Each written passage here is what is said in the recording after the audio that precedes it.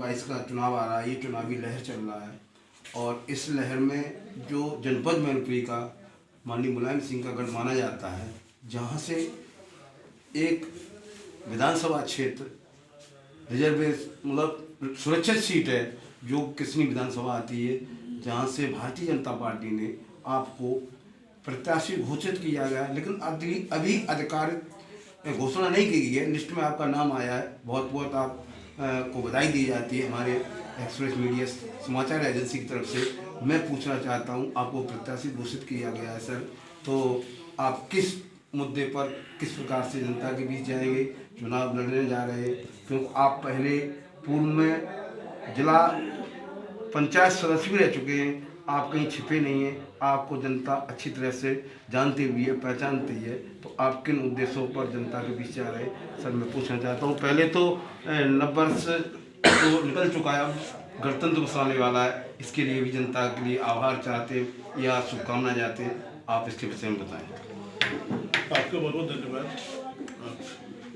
ठंड में यहाँ पर आए। जी, सबसे पहले धन्यवाद देता हूँ आपके चैनल को कि आपने मुझसे प्रश्न किया। जी, जैसा कि आप सब जानते हैं कि हमारी केंद्र सरकार है, प्रदेश में सरकार है। जी जी, किसी विधानसभा में हमारे पास काफी लंबे समय से कैसा उचित और उपयुक्त और उत्तम श्रेणी का विधायक नहीं है। जी, एक विधायक का दायित्व होता है कि वो अपने क्षेत्र के लिए एक अभिभावक के रूप में, एक पुत्र के रूप में, एक प्रथम सेवक के रूप में काम करे। जी, लेकिन अच्छा विधायक ना होने के कारण से क्षेत्र की जनता की समस्या है, विकास कार्य है, जी, पर चर्चा नहीं हो पाती, उसका उचित बंटवारा नहीं हो पाता, जो सरकारी संसाधन आते हैं उसका बंटवारा नहीं हो पाता। जी, विधायक निधि में कमीशनबाजी होती है। जी, स्कूलों में कमीशन देकर बांट दी जाती है। जी, उनसे उनके परिवार पलते हैं। विकास विधायक निधि आती है क्षेत्र के विकास के लिए, विधायक तुरंत रूप से क्षेत्र का विकास करा सके, जो पात्र लोग हैं उनको उस विधायक निधि के माध्यम से सहयोग कर सके, इसलिए होता है।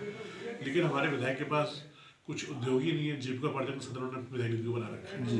क्षेत्र की समस्याओं की जानकारी उनको है ही नहीं है। ऐसे बहुत सारे गाँव हैं जहाँ वो अपनी बात सरकार तक, प्रदेश सरकार तक, केंद्र सरकार तक नहीं पहुँचा पाते हैं। जी, और मात्र कुछ एक राजनीतिक जो खड़जाल है उसमें जो चुनिंदा लोग हैं, दबंग लोग हैं, उनके घेरे में घिरे रहते हैं। जी, कमजोर विधायक है। तो इस नाते का इस बार कृष्ण की जनता सही विधायक का चुनाव करेगी तो कृष्ण का विकास भी अच्छे ढंग से हो सकेगा, जैसे पूरे प्रदेश का और भारत का विकास हुआ है। जी, मैं सर एक बात और कहना चाहता हूँ कि यहाँ समाजवादी का गढ़ है और विधानसभा किसी भी सीट सपा के ही खाते में जाती रही है, क्या आपको कैसा लगता है? समाजवादी पार्टी का गढ़ आप पहले कह सकते थे। जी, इस बार यदि आप देखेंगे तो 9 ब्लॉक प्रमुखों में से 7 ब्लॉक प्रमुख हमारे हैं। जी, उनका मात्र 1 ब्लॉक प्रमुख है। जी, एक निर्दलीय और 7 भारतीय जनता पार्टी के द्वारा जीते गए। जी, अध्यक्ष जिला पंचायत हमारा भारतीय जनता पार्टी का है। जी, भोगांव से माननीय श्री राम चक्रवर्ती जी कितनी बड़ी लीड से जीते हैं। जी, आने वाले समय में ये उनका जो दावा सभागढ़ है ये भी खत्म हो जाएगा। और इटावा में देखिए, इटावा भी कहते हैं इटावा सारे विधायक हमारे हैं। जी, तो इस प्रकार से अब ये भ्रांति खत्म होने जा रही है और जिस जाति विशेष पर वो गुमान करते हैं, अहंकार करते हैं, जी, वो जाति जाग चुकी है। जी, वो जाति समझ चुकी है, मात्र परिवारवादी लोग हैं, कुछ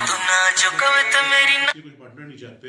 जी, तो वो भी समझ चुके हैं, वो भी मुख्यधारा में जुड़ने का प्रयास कर रहे हैं, जुड़ रहे हैं, राष्ट्रवादी हो रहे हैं। जी जी सर, मैं एक बात और मेरे दिमाग में आ रही है, माननीय अखिलेश जी तो इस बात को लेके चल रहे हैं कि अब भारतीय जनता पार्टी विदा होने जा रही है और पहले भी ऐसा ही कुछ उन्होंने कहा था 2017 में कि हमारा काम बोलता है, तो काम तो हमने देख लिया। काम कैसा बोला?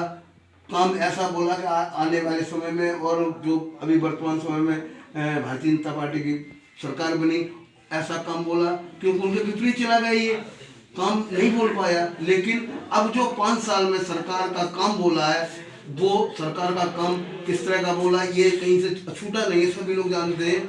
और इसी उसमें जो है आज भी कह रहे हैं कि भारतीय जनता पार्टी विदाई होने जा रही है, इसमें क्या कहना है आपको?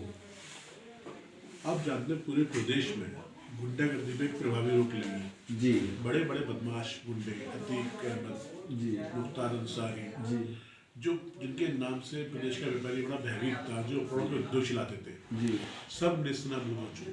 जी, हमारे माननीय योगी जी की नज़र में और प्रदेश सरकार की उसमें निश्चित रूप से अपराधियों के लिए जीरो टॉलरेंस नीति है। जी, गुंडा किसी भी धर्म का किसी वर्ग का हो बख्शा नहीं जाता है।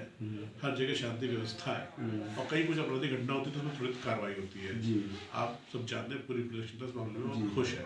जी सर, मैं और लास्ट सवाल करना चाहूँगा कि अभी भारतीय जनता पार्टी से माननीय स्वामी प्रसाद मौर्य जैसे कई अनेक लोग निकल चुके हैं और अब मुझे ये लगता है कि समाजवादी पार्टी से उनके कुनवा से उनकी जैसे अरुणा यादव जी और ये आपके हरिओम यादव जी जैसे जो दिग्गज जो घरेलू उनके जिनको निजी कहना चाहिए कैंडिडेट वो भी निकल के जा रहे हैं, इसमें क्या आपको लगता है?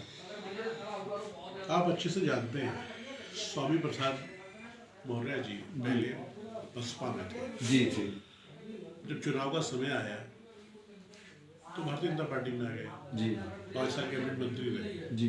अगर इस दौरान उनको लगा कि दलितों का पिछड़ों का शोषण हुआ तो उस समय उन्होंने अपनी बात जनता के सामने क्यों नहीं रखी? जी। पूरा कार्यकाल जी सर, ये 5 साल पूरे हो गए और मंत्री बने रहे, पहले भी मंत्री बने रहे, अब इनको ये लगा कि पिछड़ों का अहित हो रहा है तो इसके पीछे कोई चाल हो सकती है। आप देख रहे हैं ना, ये सत्तारूढ़ लोग हैं जी। उनके पुत्र की टिकट नहीं हुई जी।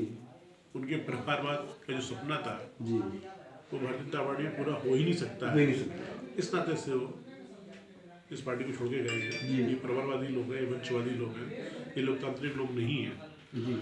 कोई भी व्यक्ति जो परिवारवाद में वंशवाद में भरोसा रखता है वो सामाजिक न्याय की बात कर ही नहीं सकता। जी जी सर, ये गणतंत्र दिवस आ रहा है, इसके लिए आपको पूरे देश को बधाई, पूरे गणतंत्र भारतवर्ष को बधाई। जी। हम सब लोग देश के प्रति एक राष्ट्रवादी सोच को रखें, राष्ट्र के लिए प्रथम सोच रखें। जी सर, जो हमारे अभी नव प्रत्याशी घोषित किया गया है, उन्होंने अपनी बात रखी और ये विकास के मुद्दे पर चुनाव लड़ने जा रहे हैं, ना कि एक जाति समीकरण पर जा रहे हैं, विकास के मुद्दे पर चुनाव लड़ने जा रहे हैं और इनका किस तरह का वोट बैंक है ये भी आपने रूबरू हुए। इसी के साथ bureau report, express media service, Mainpuri.